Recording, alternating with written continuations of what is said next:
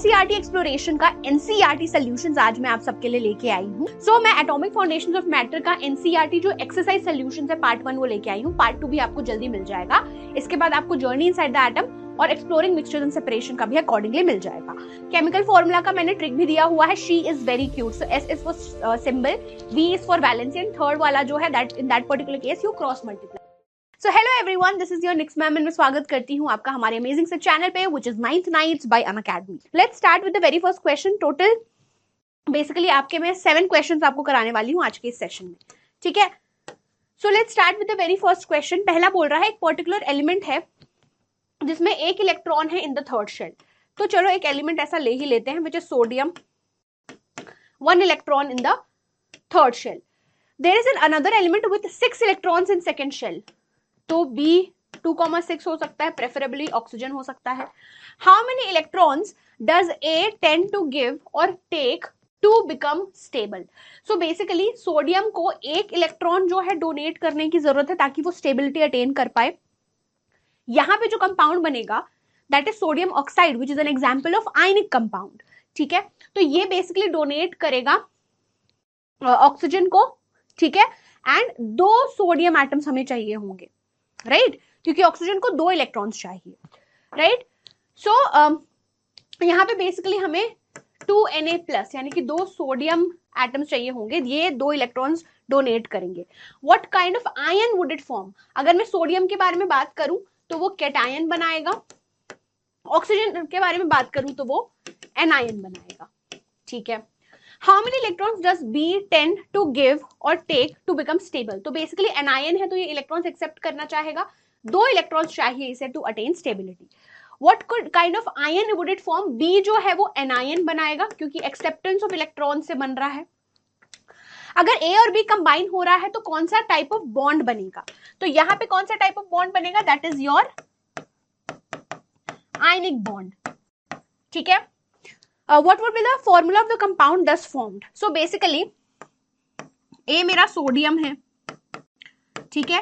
B जो है that is oxygen, ठीक है।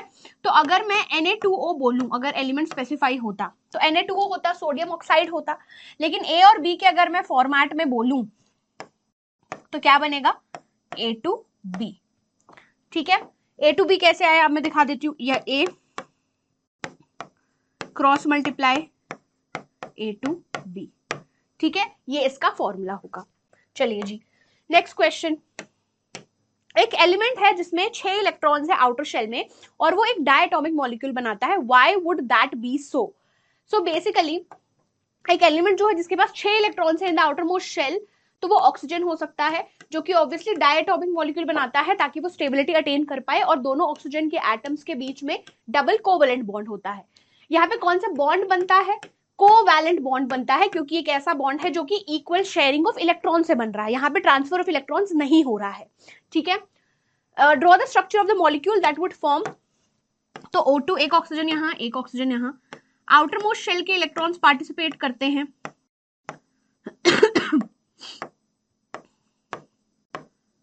ठीक है। ये इस तरीके से इलेक्ट्रॉन शेयर करेगा, ये इस तरीके से इलेक्ट्रॉन शेयर करेगा, तो इन दोनों के बीच में डबल कोवैलेंट बॉन्ड आएगा। अब बोल रहा है एक दूसरा एलिमेंट है Y जिसमें 2 इलेक्ट्रॉन्स हैं उसके सेकंड शेल में, ठीक है। 2 इलेक्ट्रॉन्स हैं उसके सेकंड शेल में।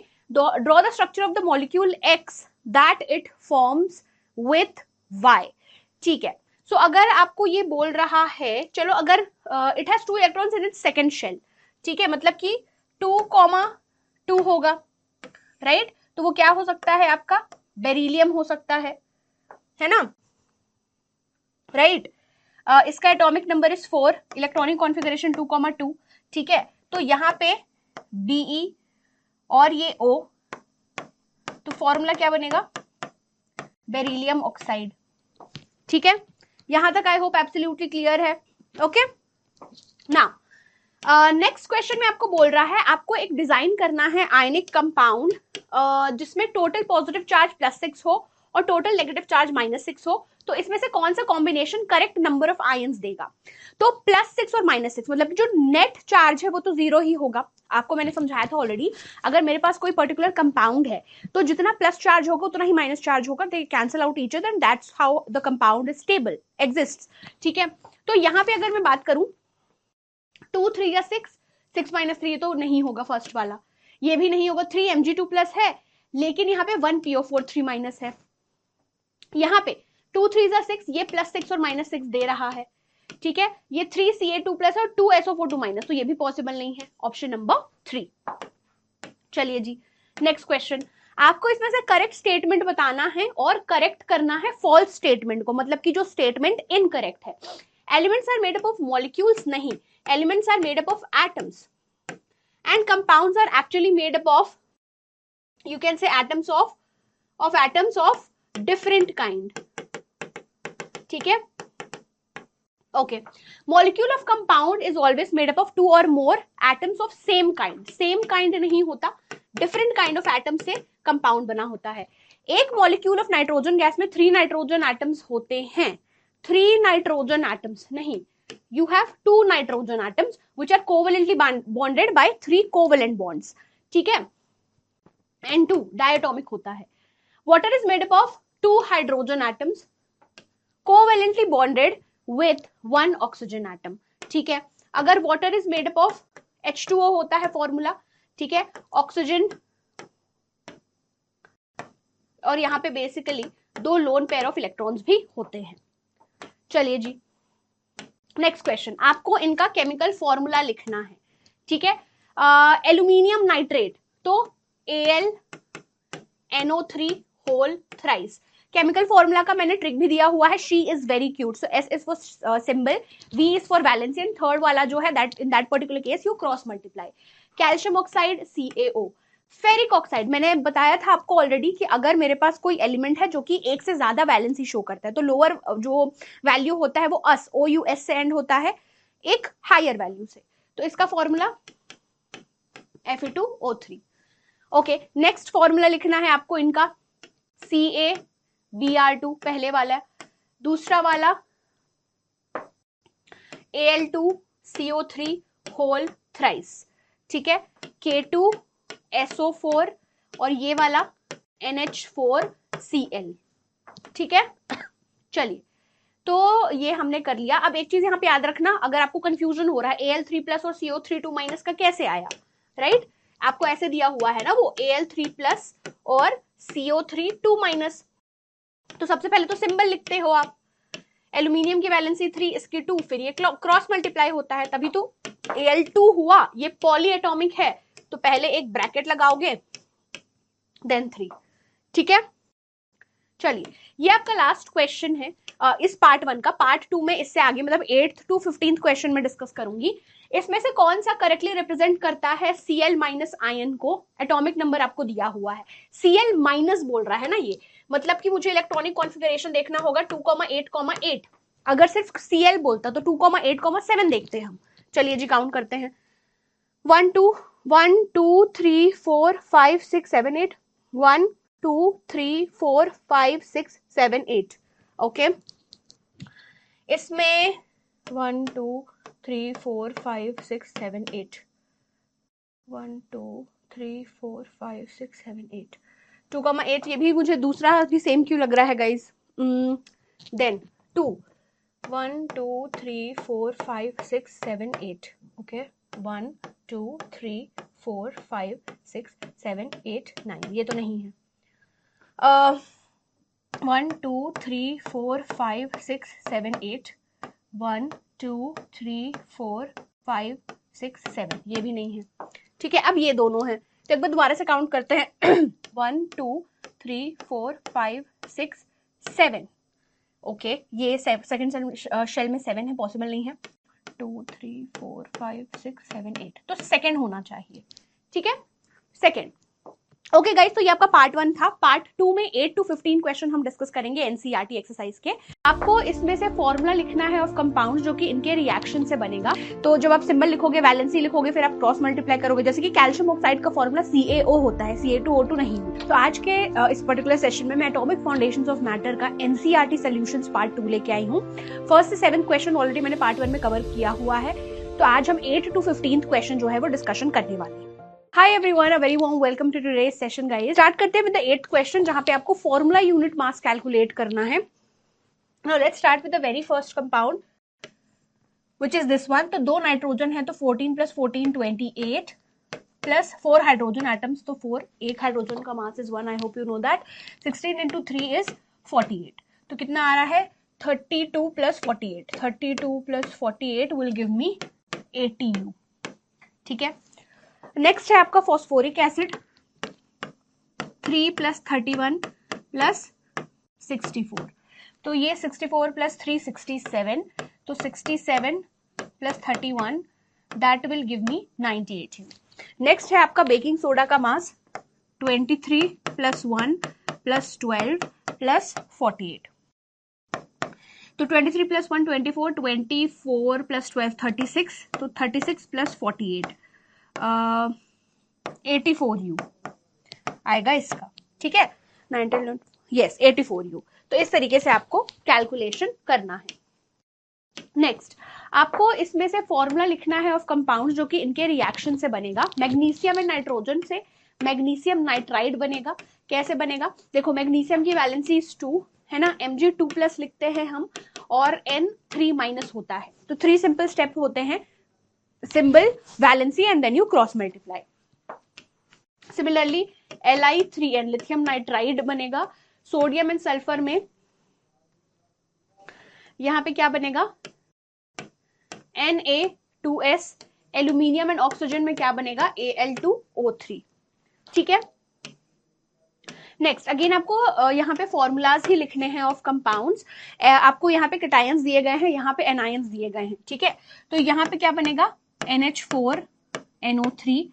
यहाँ पे बनेगा NH4 होल ट्वाइस SO4. यहाँ पे क्या बनेगा? NH4 whole thrice PO4. ठीक है.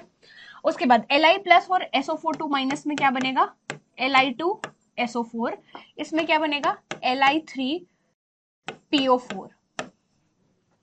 राइट. Al3+ और NO3-. तो इसमें क्या बनेगा? AlNO3 whole thrice. इसमें Al2SO4 होल थ्राइस. Al3+ और PO4 3-. तो इसमें AlPO4 ही बनेगा. कैसे? क्योंकि इसका भी +3 है, इसका -3 है. तो जब आप सिंबल लिखोगे, वैलेंसी लिखोगे, फिर आप क्रॉस मल्टीप्लाई करोगे. जैसे कि कैल्शियम ऑक्साइड का फॉर्मूला CaO होता है, Ca2O2 नहीं होता. ठीक है. Cu2+ और NO3-. CuNO3 whole twice. इसका CuSO4 ही होगा. इसका Cu3PO4 होल ट्वाइस. तो इस तरीके से ये पूरे आपके फॉर्मूलाज होंगे. ठीक है जी. नेक्स्ट क्वेश्चन में आपको बोल रहा है कि आपने 5.3 ग्राम सोडियम कार्बोनेट लिया है और 6 ग्राम एसिटिक एसिड लिया है जो कि रिएक्ट करके ये प्रोडक्ट्स बना रहे हैं जिसका मास दिया गया है. आपको वेरीफाई करना है कि ये law of conservation of mass इसके लिए वैलिड है या नहीं. तो आपने क्या लिया है? Sodium carbonate 5.3 gram plus acetic acid 6 ग्राम. राइट. नाउ CO2 बना रहा है ये 2.2 ग्राम. वाटर बना रहा है ये 0.9 ग्राम. और सोडियम एसिटेट कितना बना रहा है ये? 8.2 ग्राम. राइट. अब ये दोनों को like law of conservation of mass ये कहता है कि जो टोटल मास है before and after the reaction that should be same. ठीक है. तो 5.3 + 6 दैट विल गिव मी 11.3 ग्राम. अब प्रोडक्ट साइड का कैलकुलेट कर लेते हैं. 2.2 + 0.9 दैट विल गिव मी 3.1 + 8.2 तो 11.3 ग्राम. ठीक है. चलिए नेक्स्ट क्वेश्चन में आपको बोल रहा है कि एक स्पीशीज है जिसमें 11 प्रोटॉन्स, 12 न्यूट्रॉन्स और 10 इलेक्ट्रॉन्स है. इसका एटॉमिक नंबर और मास नंबर क्या है? ये न्यूट्रल है, कैटायन है या एनायन है? इलेक्ट्रॉनिक कॉन्फ़िगरेशन लिखो और स्पीशीज का नाम लिखो. सबसे पहले बोल रहा है स्पीशीज के पास 11 प्रोटॉन और 12 न्यूट्रॉन है, तो मतलब मैं अगर प्रोटॉन और न्यूट्रॉन का नंबर ऐड करूंगी तो मुझे मास नंबर मिल जाएगा विच इज 23। 10 इलेक्ट्रॉन्स हैं, प्रोटॉन्स 11 हैं, तो क्या ये सोडियम होगा? न्यूट्रल स्टेट में 11 और 23, राइट। अब 10 इलेक्ट्रॉन्स है, मतलब कि इसने आयन बनाया है Na+, तो ये क्या है? कैटायन है, लॉस ऑफ इलेक्ट्रॉन से बना है। Na+ बोलोगे तभी तो यहाँ पे 10 इलेक्ट्रॉन्स होंगे। नेम द स्पीशीज कर दिया हमने पूरा। तो एटॉमिक नंबर अगर मैं सोडियम का बात करूं न्यूट्रल एटम में is 11, mass number will be equal to 23। ठीक है, नेक्स्ट आपको बोल रहा है 2 एलिमेंट्स हैं जिसका आपको इलेक्ट्रॉनिक कॉन्फ़िगरेशन दिया गया है, तो इसमें से ज्यादा रिएक्टिव जो है वो कौन है? ए और बी जो है आयनिक कंपाउंड बनाएगा या कोवेलेंट? इलेक्ट्रॉन ट्रांसफर से एक्सप्लेन करो। तो जो आपका ए है 2,8,5,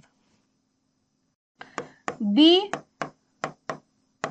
this is chlorine, this is phosphorus, ठीक है। क्लोरीन स्पेसिफिकली इसकी ज्यादा टेंडेंसी है, मतलब इट जस्ट नीड्स 1 इलेक्ट्रॉन, तो ये जो है वो ज्यादा रिएक्टिव होगा। अब ये कोवेलेंट बॉन्ड बनाता है, ठीक है।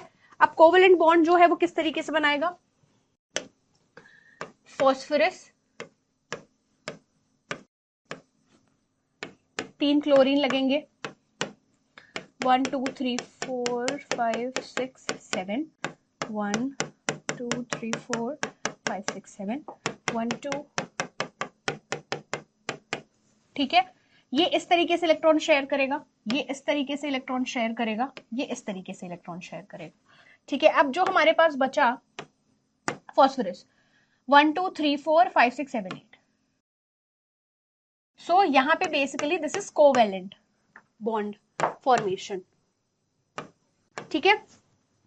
चलिए जी नेक्स्ट क्वेश्चन पे चलते हैं। नेक्स्ट क्वेश्चन में आपको बोल रहा है कि कॉपर सल्फेट जो है वो इलेक्ट्रिसिटी कंडक्ट करता है मोल्टन स्टेट में, सॉलिड स्टेट में नहीं। सही है ये। Copper and sulphate ions fixed होते हैं लैटिस में मोल्टन स्टेट में, पर सॉलिड स्टेट में दे कैन मूव फ्रीली नहीं। सॉलिड स्टेट में तो आयंस जो है वो फिक्स पोजीशन पे रहते हैं, अवेलेबल नहीं होते हैं, राइट। तो आपका असर्शन इंडिविजुअली ट्रू है but the reason is false. Next यहाँ पे आपको स्पीशीज दिया गया है। सबसे पहले है एल्यूमिनियम न्यूट्रल वाला 27 और 13, तो आपको क्या क्या कैलकुलेट करना है? इलेक्ट्रॉन्स और न्यूट्रॉन्स। तो इलेक्ट्रॉन्स ये न्यूट्रल है तो वो 13 ही रहेगा। न्यूट्रॉन्स की value 27 minus 13 that will give me 14, ठीक है। Then 80 Br minus. अब देखो यहाँ पे बोल रहा है कि प्रोटॉन जो है वो 35 है, Br माइनस है, तो electron will be 36, right. Neutron कितना होगा? 80 45, ठीक है।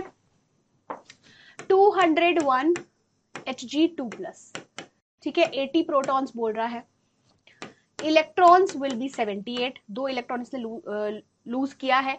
नंबर ऑफ न्यूट्रॉन्स 201 माइनस 80, वो आएगा आपका नंबर ऑफ न्यूट्रॉन्स। इसका आंसर आप मुझे बताओगे इन द कमेंट सेक्शन।